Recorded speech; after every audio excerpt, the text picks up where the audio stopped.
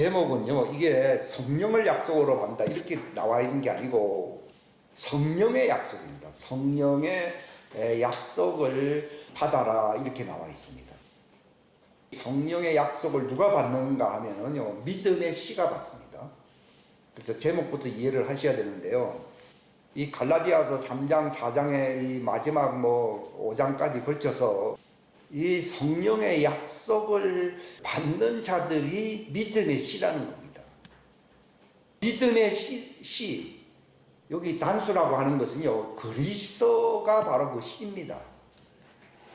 그럼 그리스도가 받지 우리하고 무슨 상관이냐? 그 말이 아니고 그리스도 안에 있는 자들은 육체의 개체수는 많지만은 그 속성의 그 신분의 아이덴티티는 그 씨는 단수라는 겁니다. 즉 누구와 같다는 것입니까? 그리스도와 그 속성이 같다는 것입니다. 그래서 말라기서에서 경건한 씨 할 때 그 복수로 안 나오지 않고 바로 그리스도의 씨를 하나님이 얻기를 바라신다 이렇게 나와 있습니다.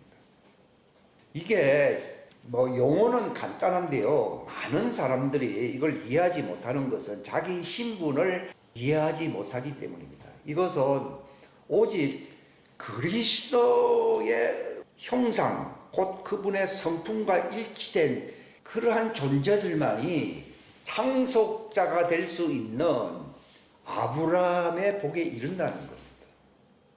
로마서 4장을 여러분들이 살펴보셔야 되고요. 또 같은 비슷한 말씀이 여기 우리 읽었던 갈라디아서 특별히 3장에 기록이 되어 있습니다. 그리스도의 영이 없으면은 그리스도인이 아니다라고 보통 할 때 요즘은 크리스찬이라는 용어가 아주 그냥 광범위하게 아주 수준 낮게 쓰여지고 있습니다. 그렇죠? 본래 이 크리스찬이라는 말은 그리스도께 속한 자라고 하는 이 로마인서 8장의 말씀입니다.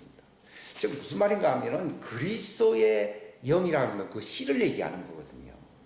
그리스도의 영은 복수가 아닙니다. 그리스도의 씨, 곧 그 영입니다. 그리스도의 영이 없으면은 그리스도인이 아닌데, 오늘날에는 그리스도 영하고는 아무 상관이 없는 그런 종교인들 뿐만이 아니라 그냥 교회에 걸치고 있는 분들을 다 크리스찬이라 이렇게 얘기합니다. 근데 헬라 말로 크리스티아노스라는 말에서 온다는데, 크리스찬이라는 말은요, 그것은 그리스도의 영에 속한 자들을 얘기하는 겁니다. 그러니까 크리스찬 하면은요, 예수님하고 같은 사람이라는 것이. 로마서 8장에 보면 하나님을 사랑하는 자, 곧 그 뜻대로 부르심을 입은 자들은 합력해서 선을 이룬다 할 때 그 선은요, 그냥 착하게 산다는 그런 의미가 아니고 바로 예수님의 속성과 예수님의 성품과 일치되는 그런 존재가 된다는 것을 얘기하는 겁니다. 이걸 예수님은 아버지의 완전하신 같이 너희도 완전하라 그랬습니다. 크리스찬이라는 용어는 종들에게 일반 그냥 사역을 하는 사람들에게 쓰여지는 말이 아니라 그리스도와 같은 형상의 수준에, 장성함의 충만함의 수준에 이른 사람들에게 그리스도께 속한 자들이다 이런 표현을 씁니다. 그러니까 진정으로 그리스도께 속한 사람은 그 숫자가 적습니다. 예수님은 자기 제자들을 보면서 지극히 적은 자들아 그랬습니다. 그게 크리스찬들입니다. 그게 그리스도께 속한 사람들입니다. 그게 그리스도의 성품과 일치된 삶을 사는 사람입니다. 그게 바로 그리스도의 영을 가진 사람입니다. 그게 그리스도의 형상과 한 몸을 이루고 있는 사람입니다. 그게 바로 예수님이 내가 세운 교회라는 겁니다. 모세가 세운 교회는 광야교회입니다. 이건 종들의 교회입니다. 그러나 그 종들의 교회로 만족했다고 하면은 예수님이 오시지 않았을 것입니다. 이제 나는 내 교회를 세울 것이다. 그것도 미래형으로 썼습니다. 모세의 교회는 이미 율법 위에 세워져 있습니다. 그러나 그리스도의 교회는 율법 위에 세워져 있는 게 아니라 영생하시는 하나님의 진리의 생수의 말씀 위에 세워져 있는 겁니다. 그래서 그 반석은 바로 하나님의 생명수 영생의 말씀을 얘기하는 것입니다.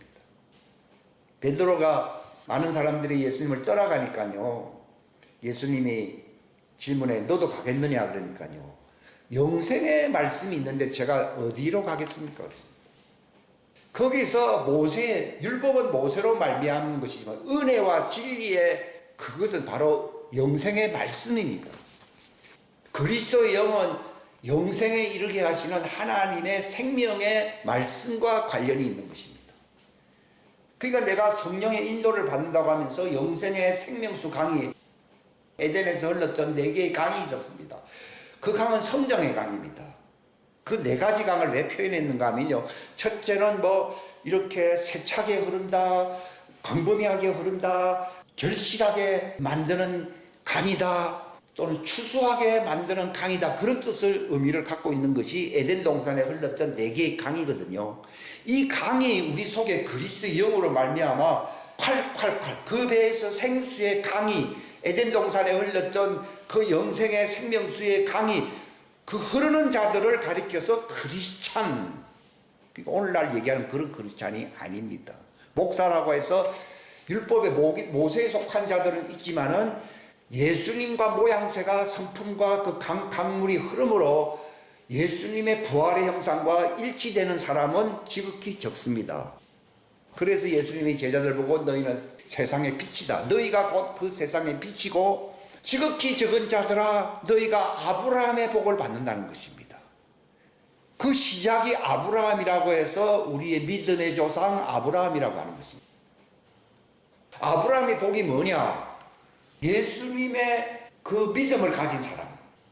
그러니까 아브라함이 믿었잖아요. 하는 것은요, 그냥 막 잘 될 걸 믿고 복 주실 것을 믿는다, 그런 의미가 아니라 하나님이 은혜를 베푸심으로써 마침내 하나님의 목적에 이르는 영광에 이르게 하는 믿음을 가리키는 겁니다. 그러니까 그 믿음을 가지니까 하나님이 아브라함의 친구라고 벗이라고 얘기를 한 겁니다. 그러니까 오늘날은 뭐 교회 잘 될 줄 믿습니다, 병이 좀 나았습니다, 이렇게 해서 내가 하나님의 벗이 되는 게 아니고, 구약시대 때도 하나님을 믿죠. 그러니까 예수님도 믿음을 2가지 얘기하고 있습니다. 하나님을 믿으니 또 뭐라고 했습니까? 나를 믿으라고 그랬습니다. 그럼 헷갈리거든요. 하나님도 믿고 또 예수님도 믿고. 그런데 첫 번째는 일반적으로 종들에게, 아담의 후예들에게 그 하나님을 경배하고 수종들며 믿으라고 하는 것입니다. 일반적인 그 믿음을 얘기하는 것입니다. 그러니까 예수님께서도 요한복음 6장에 오병이의 역사에 참여했던 사람들이 예수님이 갑자기 없어지니까 막 찾아왔잖아요. 그러니까 예수님이 한 말이, 떡을 먹고 배부르기 때문에 나를 찾지 말으라는 겁니다. 그러니까 일반적으로 대부분 사람들은요, 잘 되기 위해서 예수님을 찾는 게 믿음인데, 찾는 동기가 예수님이 기적을 행하니까, 먹고 배부르니까, 일상에 참 유익하고 도움이 되니까 나를 믿는 그런 믿음의 수준에 이르지 말고 영생에 이를 수 있도록 믿음의 노동을 하라 하는 그것이 첫 번째 믿음입니다. 근데 우리는 첫 번째 노동의 믿음도 하지 않습니다. 그러니까 배신하는 겁니다. 그 순교자들의 믿음은 배신하는 믿음입니까? 영생에 이르도록 끝까지 노동하면서 믿는 것입니까? 목숨을 대가로 지불해야 되잖아요. 그러니까 그게 노동이거든요. 그러니까 종들이 구원받을 수 있는 믿음은요, 자기 목숨을 제물로 대가로 지불할 수 있는 믿음을 얘기하는 겁니다. 오늘날 그냥 일반 사람들이 그는 뭐 그냥 믿기는 잘 될 줄 믿습니다, 그렇게 해서 구원을, 영생을 얻는 게 아닙니다. 그러니까 예수님이 영생에 이르도록 대가를 지불하는 믿음을 가지라, 그 말입니다. 그게 순교자의 믿음입니다. 그러니까 종들은 누가 구원받습니까? 대가를 지불하는 믿음입니다. 그게 마지막 후 3년반 동안 견디는 이스라엘의 남은 자들의 믿음이거든요. 그들은 어떤 믿음을 가지고 있습니까? 자기 목숨까지도 아까워하지 않는 믿음, 이렇게 나와 있습니다. 그러니까 일반적으로 구원을 받기 위해서는 그 믿음을 가져야 되는데, 그저 잘 살기 위해서 뭐 그렇게 뭐 다니고 뭐 교회 다니고, 그건 구원 못 받습니다. 그게 필요 없다는 게 아니라, 그거는 기초가 아니라 막 시작 중에 막 유치원생들의 수준입니다. 그러니까 떡을 먹고 배부른 까닭으로 나를 찾는 믿음을 갖지 말라는 겁니다. 그런 사람들은 상황이 나빠지면 배반하기가 쉬워집니다. 그러니까 돌짝밭에 떨어진 씨가 뜨거운 태양빛을 견디지 못해서 뿌리를 드러내버렸다. 그걸 예수님이 설명할 때에 그들은 처음에는 쉽게 믿었지만은 환난과 핍박과 어려움이 오니까 유혹이 오니까 배신하는 자들이다 이렇게 나오는 거예요. 그럼 구원 못 받습니다. 그러니까 구원받을 수 있는 이스라엘의 남은 자들의 믿음도요 대가를 지불할 수 있어야 됩니다. 그래서 남은 자입니다. 그러니까 이스라엘의 숫자가 바다 모래와 같이 많을지라도 오직 남은 자만 구원받는다. 로마인스와 이사야서에 기록되어 있잖아요. 그래서 저는 이스라엘 남은 자의 수준이 어떤 것입니까? 대가를 지불한, 목숨을 대가를 지불한다. 그게 이제 이사야가 어떻게 죽었습니까? 종이잖아요. 송판을 앞뒤로 이렇게 붙였다 그러더라고요. 그래가지고 톱으로 옆에 딱까지 나무가 나오니까 썰어서 안 썰었어요. 그게 사람이 나무 때문에 반쪽아리가 나는 겁니다. 히브리서 11장에 그렇게 죽임당한 사람들의 믿음 얘기를 하고 있잖아요. 그걸 여자의 믿음이라고 나와 있습니다. 근데 여자의 믿음보다 더 좋은 믿음을 가진 자들도 있다 그랬거든요. 그게 하나님의 아들들의 믿음을 얘기하는 것이에요. 두 가지 믿음이 있는 겁니다. 그러니까 하나님을 믿는 믿음이 있고요. 정말 예수님의 믿음. 이건 예수님이 부활의 영광을 위해서 죽는 믿음이 있습니다. 그저 뭐 구원받는다 하니까요. 조금만 뭐 시험 들면은 교회를 욕하고 그 희망이 없습니다. 그 톱에 쓸리듯 그런 대가를 지불하는 사람은 시험이 들겠습니까? 시험을 초월하겠습니까? 초월하지요. 근데 별로 큰 시험도 아닌데 막 욕하는 사람들 많아요, 안 많아요? 그거는 구원하고 거리가 가깝겠습니까? 멀겠습니까? 조그만 일이 시험 들어가지고 어쩌고 저쩌고 하는 사람은요, 주님은 모른다고 합니다. 그런 사람 존재가 있었는지도 모른다고 할 정도로 혐오의 대상이라는 겁니다. 여러분, 네 마음씨가 별로 안 좋다. 조금 마음이 내가 좀 그렇다. 이런 거는 그래도 좀 희망이 있습니다. 근데 나는 너를 내 생각 속에 두고 싶지 않다. 나는 너를 모르고 싶다. 나는 네가 없었으면 좋겠다. 이거는 수준이 다릅니다. 오늘날에 교회 다니는 사람들의 수준이 너는 이 땅에서 태어나지 아니었으면 좋겠다라고 하는 그런 대상들이 숱하게 많습니다. 가룟 유다 뭐라고 했습니까? 너는 태어나지 못한 것만 못하다고 했잖아요. 그러니까 모른다고 하죠. 세상의 지구에 없었던 존재로 주님은 바라고 싶다는 겁니다. 그러면 하나님은 누구를 기억하고 싶냐고요? 하나님을 믿는데 그 믿음이 대가를 지불하는 믿음이라는 겁니다. 그러면 하나님의 왕국에 하나님의 얼굴을 뵐 수 있습니다. 모세와 같이. 그러니까 구원론에 대해서 네가 너무 낮게 봄으로써 나의 믿음을 모독하지 말라는 거예요. 그러니까 죽은 자들로 죽은 자로 장사하게. 그 사람들은 내가 볼 때 다 죽은 사람이라고 얘기합니다. 그런 죽은 사람들이 죽은 것에 대해서 주님은 희망을 안 갖겠다는 겁니다. 그러니까 그들로 장사하게 하고 하나님의 왕국에서 만나뵐 자들은 나를 따르라는 겁니다. 부자가 뭐 어쩌고 저쩌고 얘기했지만도 너는 재물을 사랑하지 나를 사랑하는 게 아니다는 겁니다. 하나님을 위해서 재물을 버릴 줄 모르는 사람이라는 것입니다. 그런 사람은 낙타가 바늘구멍에 들어가는 것보다 천국에 들어가기가 더 어려운 사람이라는 겁니다. 그러니까 여러분 하나님께 그런 질문도 하지 말라는 겁니다. 요한과 같이 저 사람은 어떻게 되겠습니까? 하는 거는 질문이 될 수가 있습니다. 그러나 지옥이 확실히 우리는 저 사람이 그래서 지옥에는 안 갈 수가 있지 않나 이런 얘기를 하는데요. 하나님을 만만하게 만홀히 대한다는 것입니다. 그렇게 얘기하는 거죠. 그러니까 좁은 길이라고 표현을 하고 있는 것이지 많은 사람들이 멸망의 넓은 문으로 간다고 되어 있습니다. 지금 다 가고 있잖아요. 근데 그런 사람 보고 그래도 구원 받겠죠. 그게 하나님을 괴롭게 하는 질문이라고 말하고 있습니다. 그거 하지 말라는 겁니다. 목숨을 대가로 지불할 수 있는 물질도 지불을 안 하는데 무슨 목숨을 대가로 지불한다. 이건 아니라는 것이죠. 그러니 하나님을 믿으니 그게 두 번째는 또 나를 믿으라 라고 할 때 제가 오늘 설교 제목과 연관이 되는 것입니다. 하나님을 믿으면서 정말 그 하나님이 원하시는 그 수준이 되면은 하나님의 왕국에 들어갈 수 있는 자들을 하나님의 백성이라고 부르는 것입니다. 근데 예수님처럼 예수의 믿음을 가진 사람, 그걸 예수님과 같은 믿음이라 해서 예수의 믿음을 가진 사람은 하나님을 믿는 사람들의 수준과 또 다르다는 것입니다. 그것은 예수님의 화목직분을 대속의 사역을 감당하기 위해서 화목직분을 감당하시려고 예수님이 십자가상에서 저주를 받았다고 나와 있거든요. 그 수준의 믿음을 가리켜서 예수의 믿음이라고 하나님이 제게 말씀하시더라고요.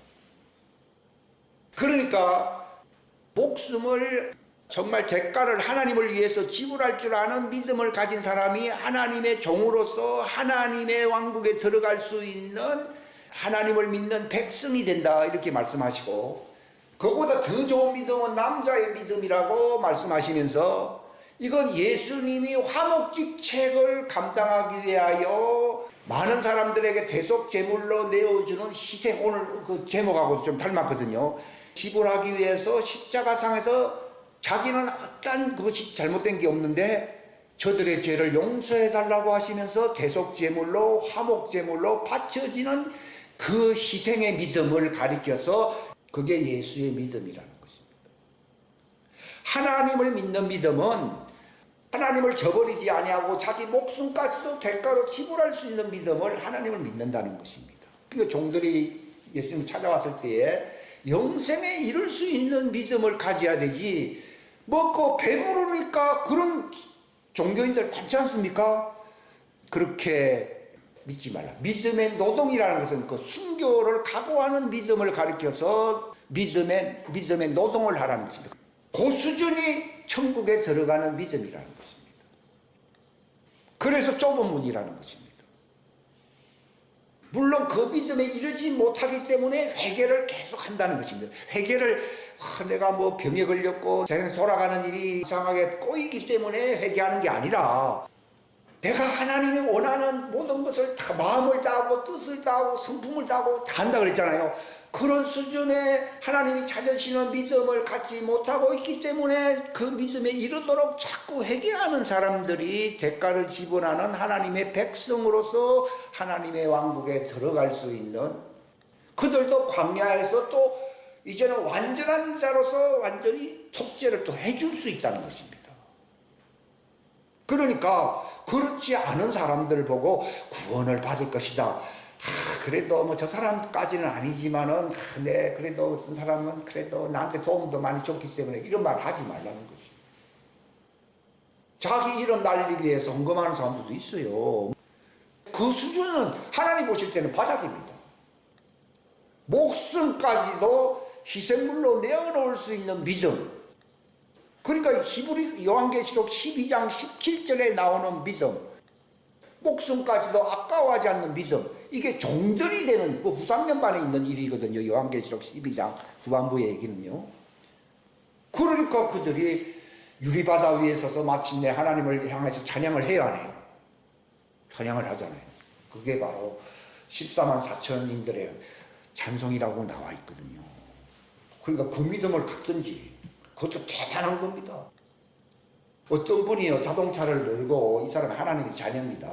이렇게 몰고 뭔가를 하면서 이렇게 갔습니다. 근데 갑자기 예수님이 그 자동차 오른쪽에 턱 앉으시더라고요. 그 나는 갑자기 가는데 그게 단순히 영어로 앉은 게 아니라 완전 육체에 무게가 있는 것처럼 턱 앉았어요. 그 사람이 얼마나 높겠어요. 그래서 무슨 예수님이 하실 말씀이 있는가 이렇게 갔습니다. 뭐라고 얘기했는가 하면요, 어떤 사람을 내가 정말 사랑한다고 그랬어요. 어느 정도 사랑합니까? 그러니까 나보다 더, 예수님보다도 더 낫다고 하는 그런 표현을 쓰더라고요. 이 사람이 글을 쓴 게 좀 지나치다 이런 생각도 했거든요. 근데 예수님이 직접 말씀했어요. 아니, 그 사람이 예수님보다 낫다는 말입니까? 그럼 자기를 칭찬해 주려고 온 줄 알았더니 그게 아니라 완전히 어떤 사람인데 그 사람이 그 아버지 음성이라고 그래요. 아버지가 그렇게 말해요. 그 타신 분이 예수님이 직접 말한 게 아니라 예수님의 아버지가 그렇게 얘기했다는 거예요. 나보다도 그 사람을 더 사랑한다 이렇게 얘기하는 거. 깜짝 놀래가지고 이런 내 사랑하는 아들이요 내 사랑 기뻐하는 사람인데 누가 더 예수님보다 사랑해? 종들이 그 믿음 가지면 아버지가 기뻐요 안 기뻐요? 예수님이야 성품이 그러니까 그런 경지에 이를 수가 있는데 땅에서 난 아담의 후예가 하나님을 위하여 목숨을 버릴 수 있는 그 믿음을 가질 때 나보다도 그 사람을 더 사랑한다. 지금 무슨 말입니까? 종들의 수준에서는요 굉장한 수준의 믿음입니다. 여러분 그 재벌집에서 사장이 되는 것이 쉽습니까? 말단 공무원에서 사장 되는 게 쉽습니까? 첫 번째잖아요. 그 예수님이다. 예수님 본래 아버지 품에 있고 아버지께로 나신 분이거든요. 물론 육체 안에 오셔서 어려움을 당하셨지만도 그러나 그분이 만유의 으뜸이 되시는 분이시잖아요. 근데 말단 공무원이라는 것은 아담의 후예를 얘기하거든요. 그들이 목숨 바쳐 그렇게 사랑한다 그러니까요. 하나님이 예수님보다도 그를 더 사랑한다는 거예요.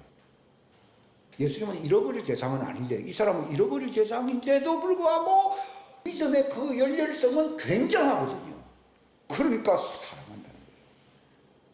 자수성가하는 사람이잖아요. 모세도 왕의 궁전에 있었지만 쫓겨났을 때는 완전히 그 집안에 머슴처럼 살았잖아요. 결혼은 했지만도 머슴 노릇을 한 남편처럼 살았다 이 말이에요. 근데 하나님은 그를 사랑하잖아요. 굉장히 사랑하잖아요. 많은 사람들은 환영으로나 꿈으로 나를 만나고 하지만도 내 종 모세는 내 안면으로 대해야 돼요. 안면한 자인데 모세 두려워하기를 나를 두려워하지 않는 너는 누구냐니까 얼굴에 막 눈병이 막 들어버렸잖아요. 그게 자수성가하듯 그 종들의 믿음을 하나님이 굉장히 사랑합니다. 하나님의 아들만 뭐 사랑하고 그런 게 아닙니다. 어떻게 보면은 나보다 그를 더 사랑한다. 그러니까 이 사람이 참을다가 갑자기 브레이크를 빡 밟고 옆에 딱 세워놓고서 아니 그럴 수 있습니까? 이제 싸졌다고 하는 간증문을 제가 한 15년 전에 다 읽고서 지금까지 생각해 왔던 것이거든요. 그러니까 하나님을 믿는다는 거지요. 그저 뭐 교회 다니고 내가 뭐 교회 후원도 하고 그 수준이 아닙니다. 그러니까 부자가 내가 율법의 계명을 다 지킨다고 하면서 물질의 노예가 딱 되니까 그는 낙타가 차라리 바늘구멍 속에 들어가면서 쉽다고 얘기하잖아요. 그래도 이 사람은 주님께 물어보고 뭔가 해보려고 온 사람이잖아요. 근데 그런 수준도 아니잖아요, 오늘날. 근데 그런 사람들이 다 천국 같다고 다들 뭐 그렇게 얘기하잖아요. 너희들끼리는 그런 얘기하도 그건 너는 내 앞에서 그런 얘기 하지 마라. 듣기 싫다는 겁니다. 그 교회가 왜 난장판입니까? 목숨 각오한 사람들만 모인 교회만 되면요. 제가 그 부산에 배영희 목사님 교회를 한 1년 정도 다닌 적이 있어요. 제가 이제 조금 더 깊이 생각해야 되겠다 하면서 감동이 있어가지고 일요일 날은 서울에 있는 교회 가고 이제 나머지 평일 날은 그 교회를 가고 그러니까 서로 이게 비교가 되잖아요. 은사는 별로 없고 뭐 그런데 이 사람들은 각오가 뭔가 하면 순교자의 믿음이거든요. 그러니까 뭐 시간 1분도 안 틀리고 순교자가 왜 시간을 어길 수 있냐 이런 거죠. 물론 뭐 시간을 막 뭐 그렇게 한다 그런 의미가 아니라 완전히 내가 볼 때는요 막 순교자들 믿음입니다. 그래서 뭐 중일 학생들이 10,000명은 되는 것 같더라고요. 하나님이 그런 사람들 그런 교회에 맡기는 것 같더라고요. 굉장하더라고요. 그 교회 가서 배우는 것도 있어요. 있는데 은사라든지 뭐 다른 거 뭐 이런 거는 없는데 야 이게 진짜 막상 핍박하는 적그리스도 오면은 순교할 수 있는 교회는 이 교회고 과연적인 능력이 있고 은사가 있다는 거기도 대교회인데 그 교회는 목숨을 바칠 것인가? 이게 퀘션 마크로 있었어요. 결론을 말씀드립니다. 하나님을 믿는 그런 순교자의 믿음을 갖지도 않는데 다들 막 예수의 믿음이다 내가 하나님의 자녀라고 생각하는 사람들이 많습니다. 이제 그것을 주님은 교정하라는 것입니다. 저부터 이제 교정합니다. 딱 볼 때 하나님 뜻대로 사느냐, 목숨 바쳐서 정말 하나님에 의해서 사느냐. 그렇지 않으면 하나님의 왕국에 못 가요. 이걸 똑 부러지게 이제는 그렇게 말을 해야 된다는 것입니다. 전도라고 하는 것이 그냥 뭐 교회 안 다니니까 한번 교회 한번 구경 한번 오라고 놀러 오라고 하는 것이 전도가 아니라는 거예요. 그러니까 하나님께 붙여진 사람들에게 얘기하라는 말은요, 돼지에게 뭐 진주를 던지지 말라 그런 얘기 있잖아요. 어차피 그래 봐야 교회 와서 문제가 많이 생길 뿐만 아니라 천국도 못 가고 천국 갈 사람들도 시험 많이 들게 된다고 그런 얘기죠. 그러니까 끼리끼리 모여야 되거든요. 그러니까 완전히 종들의 교회, 그 서머나 교회가 그런 교회잖아요. 죽기까지 뭐라 했어요? 신실하라, 충성하라, 그겁니다. 그래야 하면은 구원받는다는 말을 생명의 면류관이라고 씁니다. 하나님의 자녀는 생명이 있기 때문에 생명의 면류관이라고 하지 아니하고 화의 직분을 완성함으로써 십자가에 지는 삶을 살았기 때문에 의의 직분자라고 의의 면류관을 받는다 이렇게 나옵니다. 바울은 나는 의의 면류관을 받는다고 되어 있지 생명의 면류관을 받는다라고 하지 않습니다. 이런 것도 잘 알아야 됩니다. 구원받는다는 말을 본래는 죽은 사람이었는데 마지막에 주님이 살려주신다고 해서 생명의 면류관을 받는다는 말을 하는 것이고, 하나님의 자녀는 이미 거듭났을 때부터 생명 있어야 안 있어요? 있지요. 그들은 왜 살아있습니까?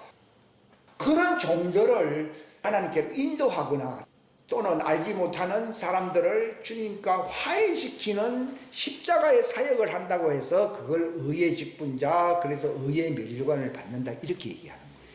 이것도 정확하게 주님은 구분해서 말하라고 말씀을 하고 있습니다. 아무렇게 얘기하고 있지 않습니다. 그래서 제가 두 번째 얘기를 하겠습니다.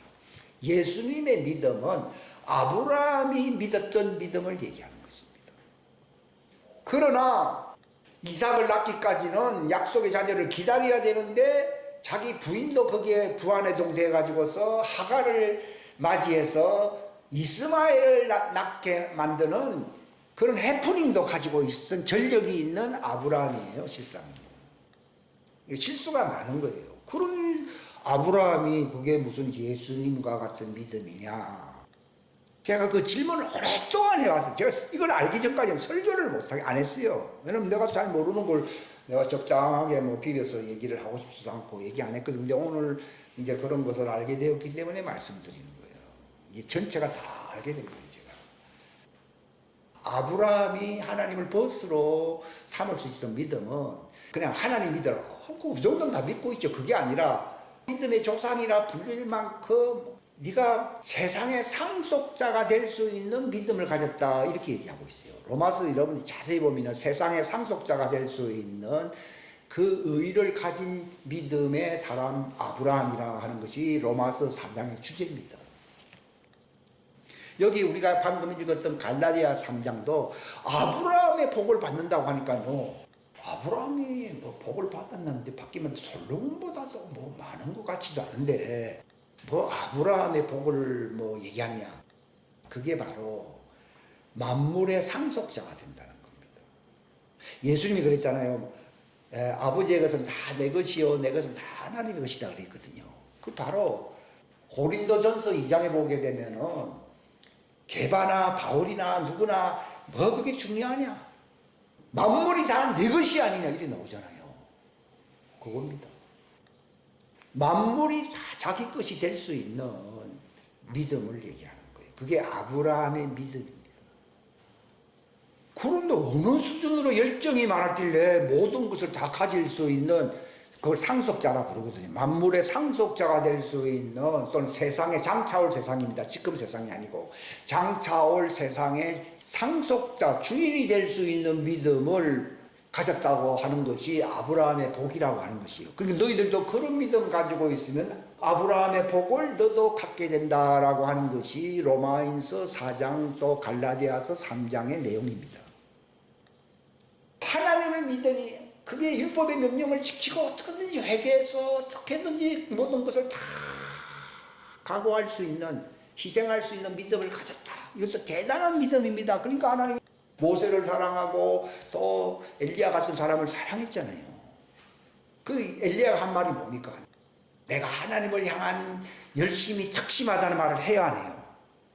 그게 그 믿음입니다. 왜 특심이라고 하는 믿음, 마음, 용어를 쓰는가에 대해서 제가 알게 된 거예요. 이 모세는 뭐랬습니까? 내 이름을 생명책에서 지워달라고까지 한 희생, 그 정도 희생까지 각오한 이 중보기도를 했기 때문에 하나님이 이스라엘을 끝까지 이렇게 인도를 하신 거거든요. 그 정도의 믿음입니다, 이게. 엘리야도 많은 사람들이 다 그렇게 배신했지만도 이제 남은 선지자는 나밖에 없는데 나도 죽이려고 합니다. 그랬거든요. 그러니까 내가 하나님을 향한 열심이 특심하다 그러잖아요. 그러니까 그런 사람들이 엘리야의 후예요, 모세의 후예들이에요. 그러니까 마지막 때도 보면은 후 3년 반에 누가 나타납니까? 모세와 엘리야가 나타납니다. 그래서 기적이, 모세의 기적, 엘리야의 기적이 나타난다고 요한계시록 11장에 나와 있잖아요. 두 선지자가 나타난다고 나와 있잖아요. 굉장한 믿음이잖아요. 그게 하나님을 믿는 믿음이에요, 그게. 그걸 따라가는 사람들이 모세의 후예요, 엘리야의 후예요, 구원받을 수 있는데, 그렇지 않으면요, 주님은 배신하는 자들에 대해서는요, 별로 신경을 안 씁니다. 그러니까 서문화 교회가 그런 교회예요. 네가 열흘 동안 환난을 받을 터인데, 그 열흘은 후 3년 반을 얘기하는 거예요. 결림 받고 난 뒤는 전 3년 반입니까? 후 3년 반입니까? 후 3년 반이 10일로 표시되어 있어요. 왜냐하면 나팔절과 대속제일 사이가 지상재림이고 이건 공중재림이잖아요. 여기 3년 반인데 성경에서 절기로 얘기하면 며칠이에요? 간격이 10일이잖아요. 나팔절로부터 대속제일까지의 기간이 여기는 1일이고 여기는 왜요? 10일이잖아요. 그러니까 네가 열흘 동안 환난을 받게 될 것이다. 그러나 네가 죽기까지 신실하라. 그리하면 네가 구원받는다. 생명의 면류관을 주리라. 하나님은 그런 자들의 하나님입니다. 그런 자들의 하나님. 근데 아브라함의 믿음은 또 그거와 다르다는 겁니다. 단순히 열심만 가지고서 비교의 대상이 되는 게 아니고 하나님이 아브라함을 밤중에 데리고 나왔습니다. 그리고 너와 언약을 맺자고 했습니다. 그래서 짐승도 각을 뜨고 비둘기는 각을 안 떴다. 그 비둘기는 예수님을 상징하거든요. 예수님이 죄 때문에 할례를 받을 필요가 없는 분이라고 해서 비둘기 같이, 그러니까 예수님 위에 내리는 성령도 비둘기 같은 성령이, 그러면서 하나님과의 언약을 맺기 위해서 이 아브라함을 불렀는데 하늘의 별들과 달을 바라보면서 뭘 했습니까? 내 후손들이 저와 같을 것이다. 그때는 자기 몸에서 난 아들이 없었습니다. 근데 하나님이 이렇게 하늘을 보여주면서 하늘의 별들과 같이 내 몸에서 나올 자들이 나오는 것이다. 그러니까요, 자기가 뭐 아들을 많이 낳았다 그런 얘기가 아니라 하나님의 왕국을 상속받는 자들과 아울러 하늘의 별과 같은 많은 믿음의 후예들을 네가 얻게 될 것이다. 열국이라고 하는 것이 단순히 자기 집안 사람들의 숫자를 얘기하는 게 아니라 모든 너와 같은 믿음을 가진 사람들, 그리고 그 믿음을 따라가는 하늘의 별과 같은 그 많은 사람들, 이제 네가 그 믿음을 갖고 있기 때문에 네가 그들을 얻을 것이다. 그게 상속자가 된다는 것입니다. 만물의 상속자라고 하는 게 저도 그 말이 무슨 말인지 몰랐는데요. 바로 그리스도와 함께 있을 때에 하늘의 별과 같은 그 하나님의 종들과 그 후예들을 다 다스릴 수 있는, 얻을 수 있는 열국의 아비가 된다고 하는 뜻에서 아브라함의 하나님, 너는 육신의 후예가 없다고 하지만도 네가 그 가지고 있는 그 믿음을 갖고 있으면은 하늘의 별들과 같은 그들을 네 아들들과 같이, 네 후사들과 같이 얻을 수 있을 것이라고 하는 이 열국의 아비가 된다고 하는 믿음을 얘기하는 것이에요. 이게 바로 하나님이 구상하시는 그 왕국의 계획을 빠삭하게, 속된 말인데, 알게 되었다 이 말입니다. 아, 이게 하나님의 왕국의 설계도네요.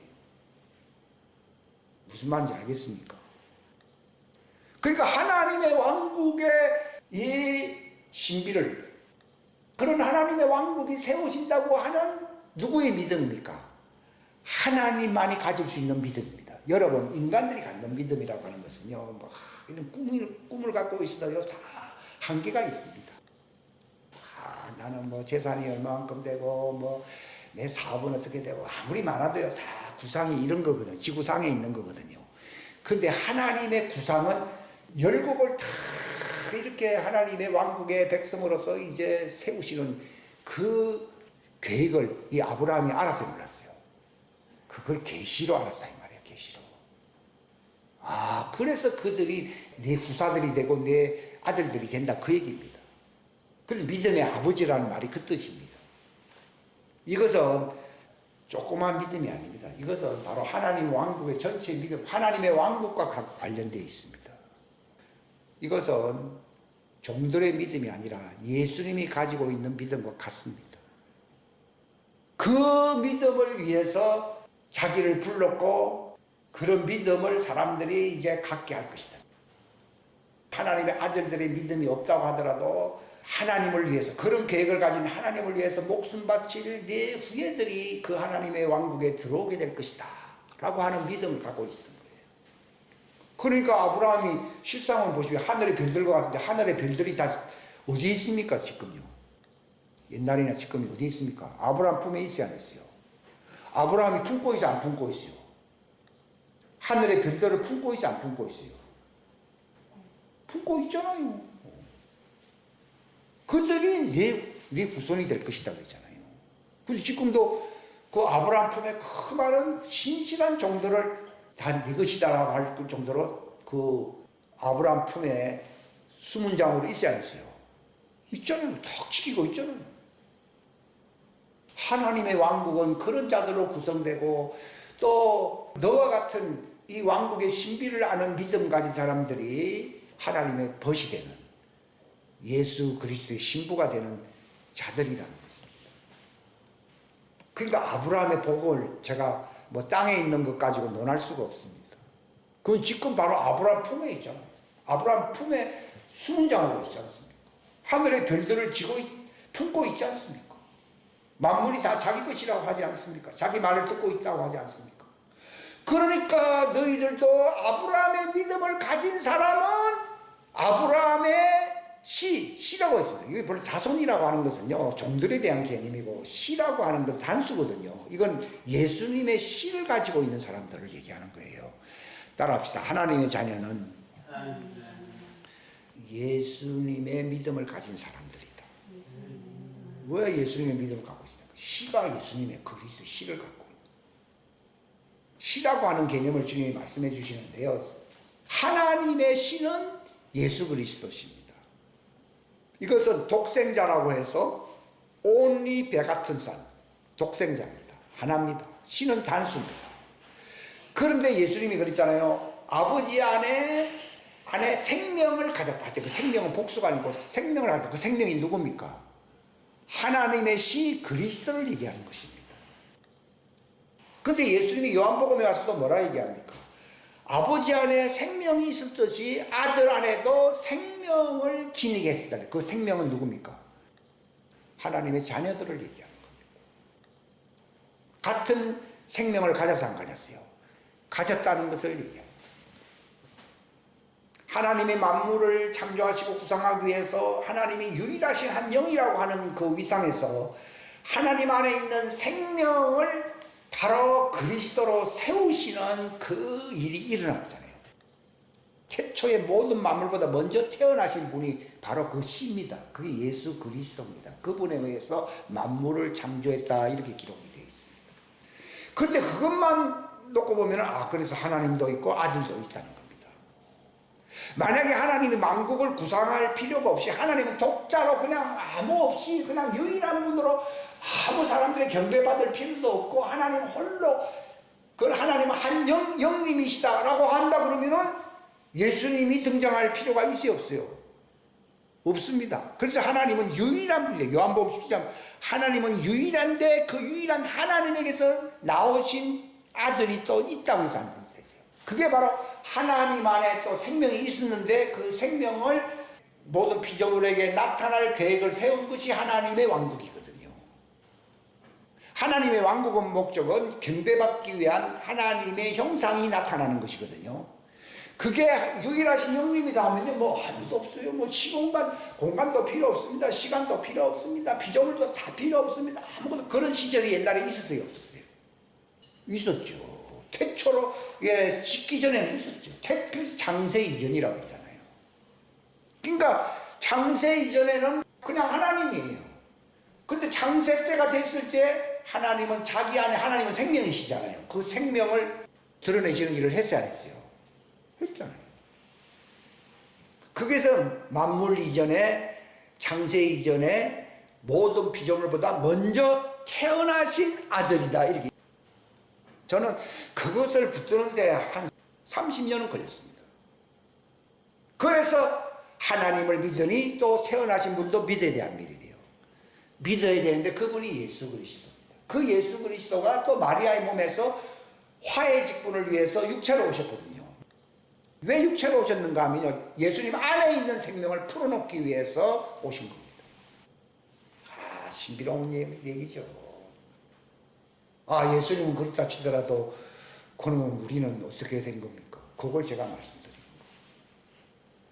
만물 창조를 위해서 그 모든 공간과 그 시간과 이 세계를 창조하는, 그것 이전에 모든 피조물이 나타나기 전에 태어난 자, 그게 독생자거든요.